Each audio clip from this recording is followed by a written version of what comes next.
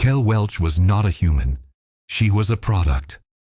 That fur bikini in 1 million years BC made her a sex goddess but imprisoned her soul forever. Hollywood sold her flesh but trashed her brain.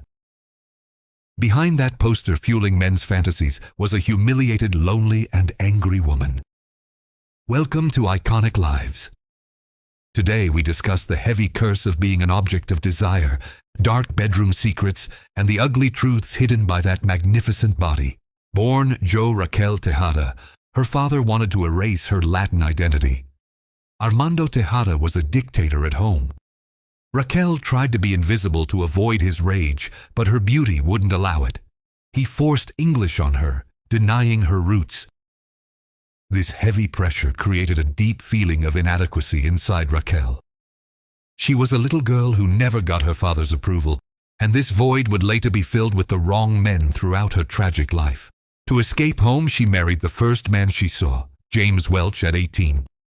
But this escape was entering another prison. With 2 kids, she turned into a broke, hopeless waitress. On Texas's dusty roads, she began thinking her beauty was a curse. Her husband belittled her dreams, trying to fit her into the housewife mold. Raquel loathed this ordinary life. The ambition burning inside was about to push her into Hollywood's wolf table immediately. When she arrived in Hollywood, they said, "You're Latin, you can't work with this name." So she took her husband's name and sold her identity. She was now Raquel Welch. Exotic but safe, white. Producers focused on her breasts, not her talent. Manager Patrick Curtis turned her into a marketing project. Raquel was a puppet in Curtis's hands. They forced her to show off her flesh on red carpets. She wanted respect, but the industry saw only meat. 1 million years BC was the start of her curse. Speaking only 3 lines, she became an icon in the deerskin bikini. But this status was the tombstone of her acting. That poster adorned garage and bedroom walls everywhere. While men masturbated looking at her, Raquel cried in her hotel room. That bikini was like skin stuck to her body. No matter how hard she tried, she couldn't rip it off. It defined her entire existence forever. Being a sex symbol is like living as a convict, she said. People looked at her cleavage, not her face. Directors wanted more skin on set. When she refused, she was labeled difficult. The more she tried to prove her intellect, the more Hollywood pushed her into the dumb blonde box. This humiliation built up huge rage inside Raquel. She wasn't just a body, but the world saw her only as tits and ass. It was a golden cage she truly hated. Her second husband, Patrick Curtis, managed and cheated on her. Raquel was the golden goose for Curtis. Their marriage was like a business deal. Raquel knew he cheated with other women, but stayed silent for her career. These betrayals destroyed her trust in men completely. While Curtis built his empire on Raquel's fame, she was emotionally bankrupt. She was the world's most desired woman, but she was totally unloved in her own cold home. When divorced, she lost not just a husband, but a manager. She was alone and vulnerable in Hollywood. Men lined up to sleep with her, but no one wanted to wake up with her. The Raquel Welch brand had swallowed the real Raquel. She was a slave to this brand. When she wiped off her makeup at night, she hated the woman in the mirror. Her bedroom was cold because men who entered sought the girl on the poster, not her, and were disappointed. The movie Myra Breckenridge was a total disaster. Playing a transsexual character, the set was chaotic. She and co-star Mae West hated each other. The film became the biggest stain on her career. Critics buried her alive. Those daring scenes were seen as pornography, not art. While trying to be a pioneer of the sexual revolution, Raquel turned into a cheap joke. This movie shattered her hopes of respectability into tiny pieces. Hugh Hefner and Playboy never left her alone. Offering millions, they wanted her fully nude. Raquel resisted. "Must leave something to the imagination," she said. But the real reason was fear. She knew if she stripped fully, no mystery would remain.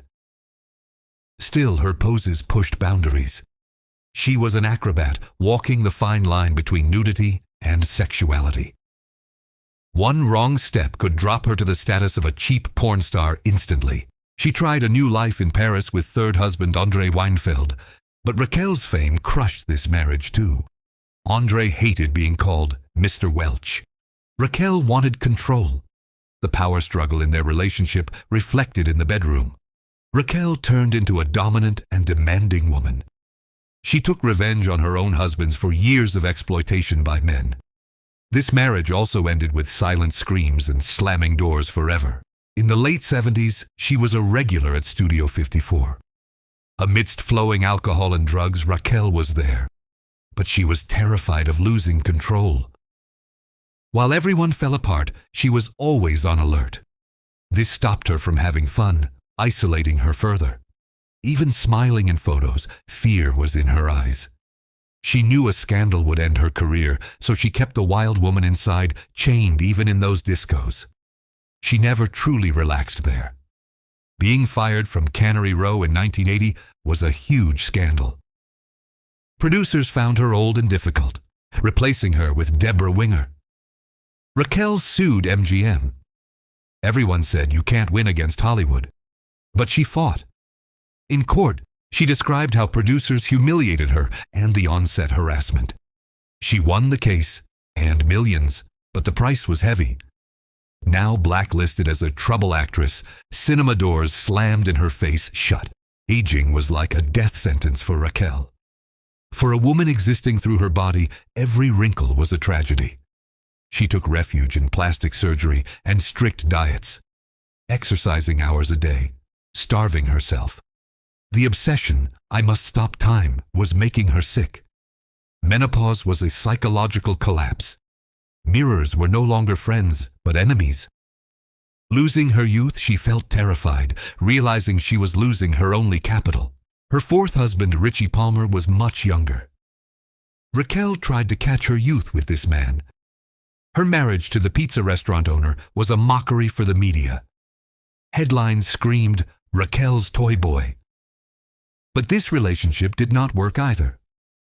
Raquel struggled with insecurity from the age gap. Jealousy crises and fear of abandonment poisoned the marriage. Once again, she had to take off the wedding dress and sign divorce papers.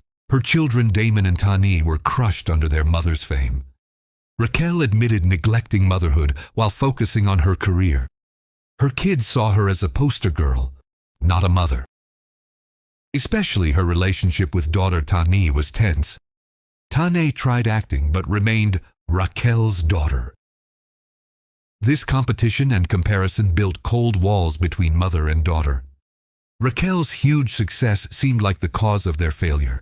In her last years, wigs became indispensable. She created a mask to hide her own hair and real face. She spent hours preparing before leaving home, never appearing in public without the Raquel Welch costume. This perfectionism became a disease. No one should see her natural state or age. She had to remain that bikini girl forever.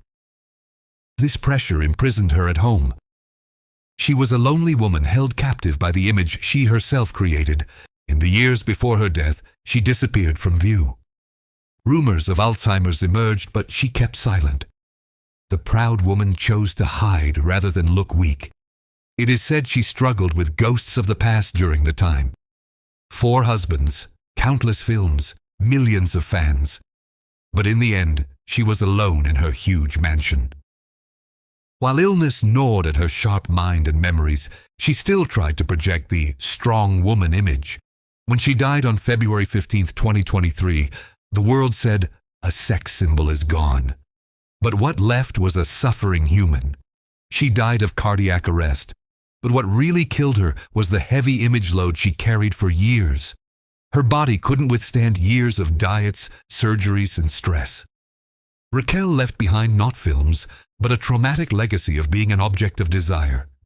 She was a warrior trying to survive in a man's world, paying the price with loneliness. Raquel Welch will be remembered by that bikini, even if 1,000,000 years pass. But as iconic lives, we saw the wounded soul under that bikini.